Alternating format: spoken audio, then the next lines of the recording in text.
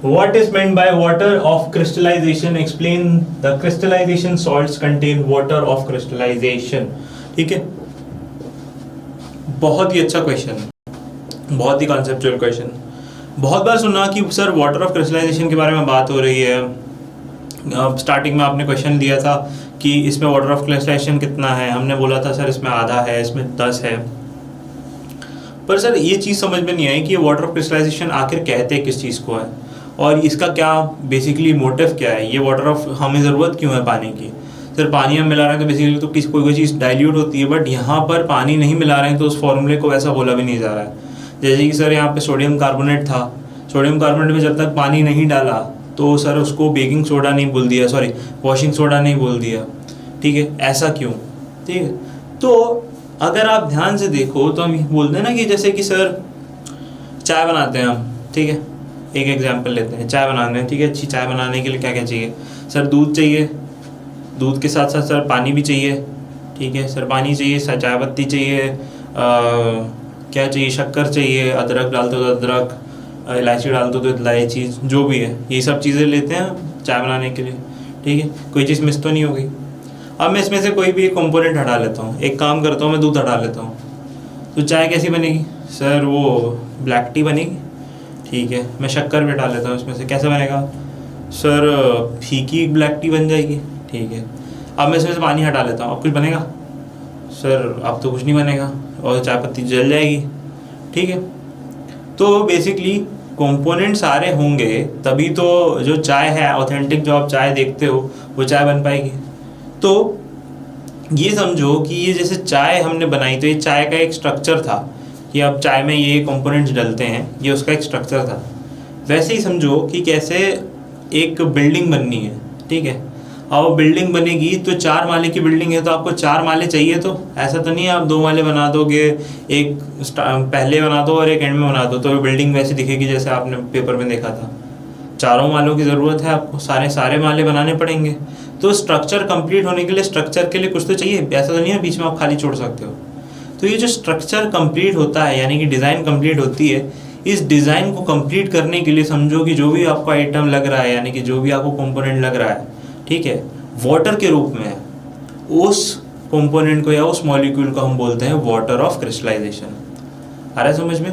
ठीक है, कैसा है सर इसमें वाटर ऑफ क्रिस्टलाइजेशन, इस कॉन्सेप्ट को समझो.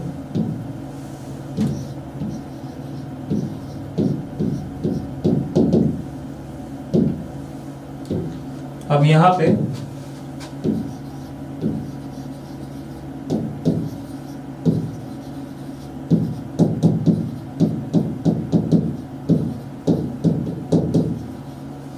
water of crystallization, the water molecule used to complete the crystal of salt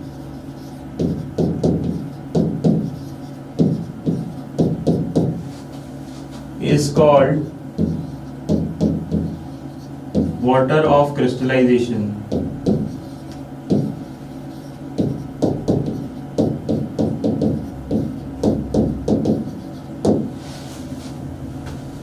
जितने मॉलिक्यूल्स ऑफ आपको वाटर लगता है उस सॉल्ट को कंप्लीट करने के लिए, उसका क्रिस्टल कंप्लीट करने के लिए, हर सॉल्ट का एक क्रिस्टल होता है. ठीक है, वो होगा आपका वाटर ऑफ क्रिस्टलाइजेशन. ठीक है, अब इसको एक एग्जांपल से लेकर के समझते हैं. जैसे कि अगर आप कोई भी एग्जांपल ले लो, समझ लो CuSO4 की एग्जांपल ले लेते हैं. CuSO4 जो है वो जनरली ब्लू कलर का होता है. ठीक है, किस कलर का होता है, ब्लू कलर का होता है. अब ये ब्लू कलर का तब होता है बेटा जब इसमें आप जोड़ते हो कितने, 5 H2O के मॉलिक्यूल्स. तो ये टोटल जो है ना CuSO4.5H2O, ये टोटल मिला करके आपको ब्लू कलर का दिखता है. ठीक है, यानी कि इसका जो शेप है उसमें H2O यानी कि 5 आपके H2O के मॉलिक्यूल्स जुड़ेंगे तभी जो है उसका प्रॉपर स्ट्रक्चर दिखेगा आपको. ठीक है, कंप्लीट बिल्डिंग जो है वो कंप्लीट लगेगी. अभी बिल्डिंग जो है वो क्या है, कंप्लीट है, इसलिए ब्लू कलर का कलर दिख रहा है आपको. ठीक है, अब इसमें से मैं क्या करूंगा, सिंपल सा कुछ नहीं करता हूँ मैं, एक नॉर्मल रिएक्शन करता हूँ मैं, इसमें थोड़ी सी क्या कर देता हूँ, हीट पैदा कर देता हूँ, थोड़ी सी हीट मैंने डाल दी। आप देखोगे सर क्या होने वाला है, सर ये जो CuSO4 है ये अलग हो गया, पानी वेपर बन के उड़ गया। ये CuSO4 का कलर बेटा क्या हो जाएगा,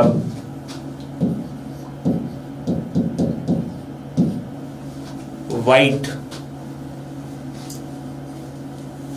CuSO4 का कलर क्या हो गया, व्हाइट। अब वो क्रिस्टलाइन शेप में होगा क्या सर, नहीं। तो ये क्या हो गया सर, ये व्हाइट कलर का हो गया, पानी बेसिकली उड़ा वैसे ही वो कलर उसने चेंज कर दिया, ठीक है। अब वाटर ऑफ क्रिस्टलाइजेशन की ये खूबी है कि वाटर ऑफ क्रिस्टलाइजेशन बेसिकली क्या करता है, क्रिस्टल को कंप्लीट करता है। क्रिस्टल कंप्लीट होगा तो वो जो अपने ऑथेंटिक फॉर्म में वो ऐसे में आएगा, ठीक है। और अगर पानी नहीं है तो क्या होगा सर, वो ऑथेंटिक फॉर्मेट में नहीं रहेगा तो उसकी वो प्रॉपर्टी भी नहीं रहेगी, ठीक है। इसलिए वाटर ऑफ क्रिस्टलाइजेशन कंप्लीट है तो ब्लू कलर का दिख रहा है आपका बेसिकली CuSO4, और अगर नहीं है तो व्हाइट कलर का दिख रहा है। आया समझ में, ठीक है, ओके। अब ये हो गया water of crystallization. Explain that the water of crystalline salts contain water of crystallization. अब यहाँ पर आपने बेसिकली यहाँ एग्जांपल ये वाला भी ले सकते हो कि कैसे CuSO4.5H2O को हमने लिया और इसमें पानी जैसी हटा, बेसिकली वाटर ऑफ क्रिस्टलाइजेशन हटा तो वो वाइट शेप में हो गया। तो क्रिस्टल बेसिकली वो ऐसा रहा नहीं, जैसा क्रिस्टल का शेप होना चाहिए वैसा क्रिस्टल का शेप आया नहीं, ठीक है। ये समझ में आ रहा है आपको। आप में और भी एग्जांपल लिख सकते हो सॉल्ट्स में, जैसे कि कौन कौन से salt water of crystallization use करते हैं। अगर हम सॉल्ट्स के बारे में बात करें तो आप एक वॉशिंग सोडा का एग्जांपल ले सकते हो। सर वॉशिंग सोडा कैसे, वॉशिंग सोडा में क्या था सर, Na2CO3 था, ठीक है। Na2CO3 अकेला क्या होगा सर, ये तो आपका सोडियम कार्बोनेट है, ठीक है, अकेला तो कुछ भी नहीं है ये बेसिकली, ठीक है। इसमें अगर आप जोड़ देते हो 10H2O और फिर ये जाकर के बना लेता है आपका Na2CO3.10H2O। अब ये .10H2O क्या कर रहा है, इसका क्रिस्टल पूरा कर रहा है, और क्रिस्टल पूरा करने के बाद इसका जो नाम है वो आ जाएगा वॉशिंग सोडा, ठीक है। इससे पहले ये वॉशिंग सोडा नहीं था, ठीक है, ठीक है। तो इस तरीके से आपका वाटर ऑफ क्रिस्टलाइजेशन होता है जो क्रिस्टल कंप्लीट करता है, ठीक है। अब यहाँ पर एक और चीज है कि हम हमेशा टोटल कंप्लीट स्ट्रक्चर देखते हैं, है ना। फॉर्मूला अगर आप लिखोगे भी तो आपको इतना नहीं लिखना है Na2CO3 लिख करके आ गए। तो Na2CO3 जो है वो क्या हो गया हमारा सर, वो हो गया हमारा क्या, बेसिकली सोडियम कार्बोनेट, ठीक है। इसका अकेले वो वर्जन नहीं होता है कुछ, ठीक है, दोनों साथ में लिखा जाएगा तो उसका कुछ मीनिंग रहता है, ठीक है। अब how would you distinguish between baking powder and washing soda by heating, ठीक है। सिंपल सा रिएक्शन है, अभी हमने देखा, ठीक है, सेम रिएक्शन है, सेम कुछ भी डिफरेंट नहीं है। सीधे सीधे लिख दो रिएक्शन क्या है, distinguish between baking powder and washing soda by heating, ठीक है। तो आप सिंपल ले लोगे, आपका बेकिंग पाउडर होगा सर Na2HCO3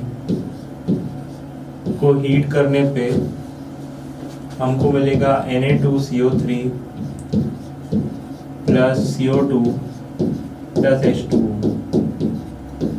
ठीक है। और Na2CO3 को पानी ऐड करने से हमको मिलेगा Na2CO3.10H2O, और ये होता है हमारा बेकिंग सोडा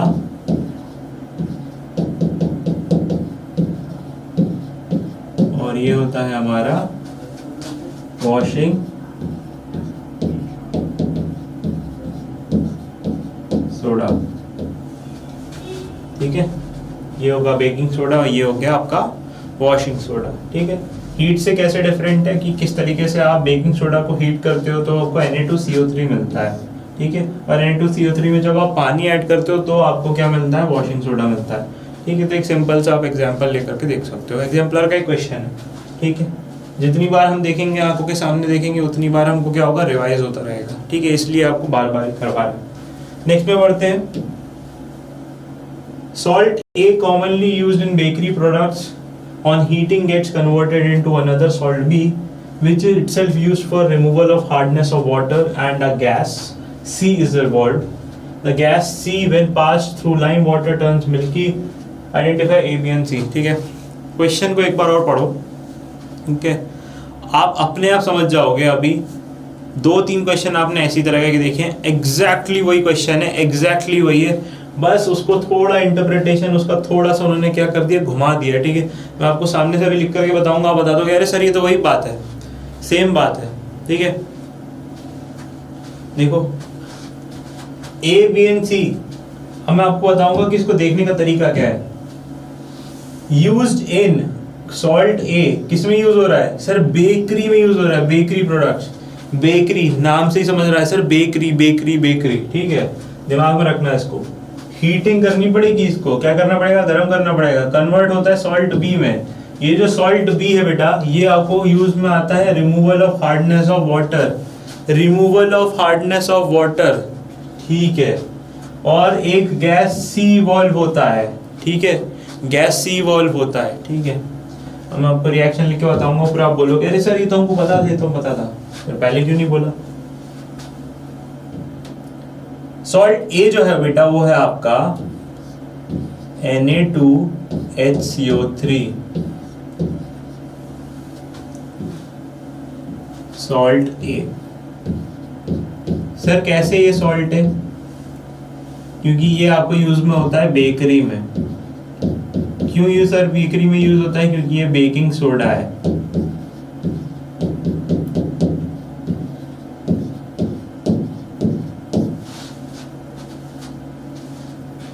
आया समझ में, यही तो है बेकिंग सोडा।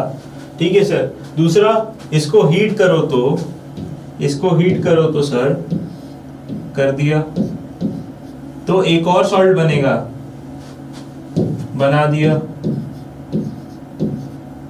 ये जो सॉल्ट है ये किस में यूज हो रहा होगा सर, ये जो है removal of hardness of water के लिए यूज होता है। हाँ, उसी के लिए यूज होता है। Na2CO3 आपका सोडियम कार्बोनेट। आए समझ में, ठीक है सर। अब साथ ही साथ में एक गैस भी इवॉल्व होगी। कौन सी है वो गैस सर,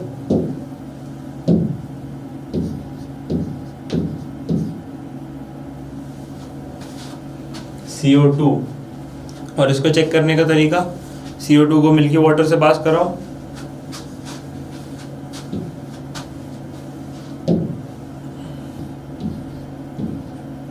CO2 क्या करेगा बेसिकली, अगर आप CO2 को पास कराते हो किससे, लाइम वाटर से, किससे लाइम वाटर से पास कराते हो तो क्या बना लेता है सर, मिल्की। CO2 का टेस्ट है ये। ठीक है, समझ में आया, ये आपका सिंपल सा क्वेश्चन है। ठीक है, नेक्स्ट की तरफ हम बढ़ते हैं। What are strong and weak acids in the following list of acids? Separate strong acid from weak acid: hydrochloric acid, citric acid, acetic acid, nitric acid, formic acid and sulfuric acid. ठीक है, इसको concept तो मैं आपको already बता चुका हूँ, लेकिन फिर भी हम एक बार इसको सॉल्व करेंगे। ठीक है, स्ट्रॉन्ग एसिड की डेफिनेशन पता होनी चाहिए सर। कॉन्सेप्ट मैं बता देता हूँ आपको एक बार और, कि कोई भी एसिड अगर स्ट्रॉन्ग एसिड बोल रहा है, अपने आप को दावा कर रहा है, तो स्ट्रॉन्ग वो तभी होगा सर जब उसके अंदर क्या होगा सर, स्ट्रॉन्ग एसिड क्या होते हैं, वो एसिड होते हैं जो इजीली H+ को क्या कर सकते हैं, रिमूव कर सकते हैं, which can easily release H+ ions which can ionize easily and fully। ठीक है, ये 2 पॉइंट हैं इनके। अब वो बोल रहा है कि इसमें बॉन्ड कौन कौन से हैं, एक है हाइड्रोक्लोरिक एसिड, एक है सिट्रिक एसिड, एक acetic acid, nitric acid, formic acid and sulphuric acid. ठीक है, अब मैं आपको बताता हूँ स्ट्रॉन्ग और वीक मैथ्स में। बेसिकली आपको ये पता है कि सर स्ट्रॉन्ग और वीक में आपने बताया था एक बार कि जो ऑर्गेनिक एसिड्स होते हैं वो जनरली स्ट्रॉन्ग एसिड्स में आते हैं। गलत सर, आपने ये बताया था कि जो ऑर्गेनिक एसिड्स होते हैं वो वीक होते हैं क्योंकि वो जनरली हमारी बॉडी से में रिलीज होते हैं, और स्ट्रॉन्ग एसिड वो होते हैं जो मिनरल यानी कि कोर जो है अर्थ में से जो कोर मटेरियल्स निकलते हैं, कोर मिनरल्स निकलते हैं, उनसे जो एसिड बनते हैं उनको हम स्ट्रॉन्ग एसिड बोलते हैं। इसमें कौन कौन से जो आपको लग रहा है कि सर जो है वो आपको कोर से ही मिल सकता है उनका कंपाउंड? एक एक करके नाम बताएंगे, एक एक करके फॉर्मूला भी लिखेंगे। सर हाइड्रोक्लोरिक एसिड जो है मुझे लगता है कि वो मिलता होगा कोर से, करेक्ट, हाइड्रोक्लोरिक एसिड। सर दूसरा मुझे लगता है नाइट्रिक एसिड, करेक्ट, बहुत स्ट्रॉन्ग एसिड होता है। उसके बाद सर बोल रहा है सर वो सल्फ्यूरिक एसिड भी जो है वो भी क्या है, स्ट्रॉन्ग है सर।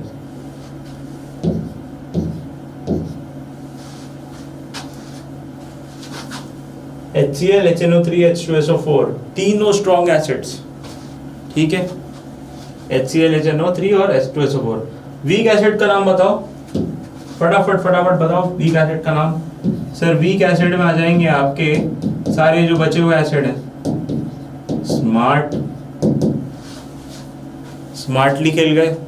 हाँ सर, नहीं बताना पड़ेगा इसमें और कुछ, जो बचे हुए हैं सिंपल लिख दो आप, ज्यादा हमारा टाइम मत यूज करो। चलो देखते हैं क्या है सर। आपका सर सिट्रिक एसिड होगा,